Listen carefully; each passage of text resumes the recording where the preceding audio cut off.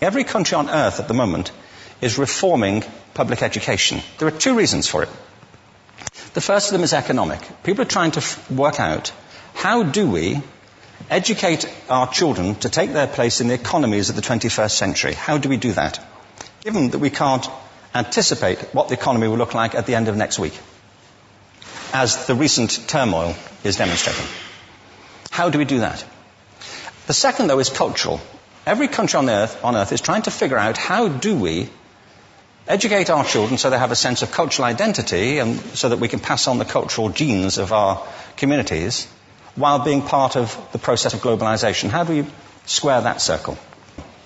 The problem is they're trying to meet the future by doing what they did in the past.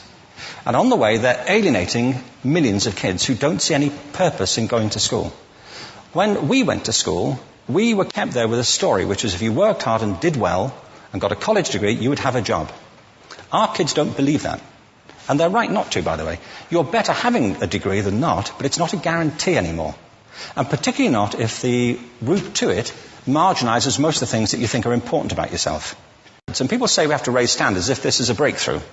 You know, like, really, yes, we should. Why would you lower them? You know, I mean, I haven't come across an argument that persuades me of lowering them. But raising them, of course we should raise them. The problem is that the current system of education was designed and conceived and structured for a different age. It was conceived in the intellectual culture of the Enlightenment and in the economic circumstances of the Industrial Revolution. Before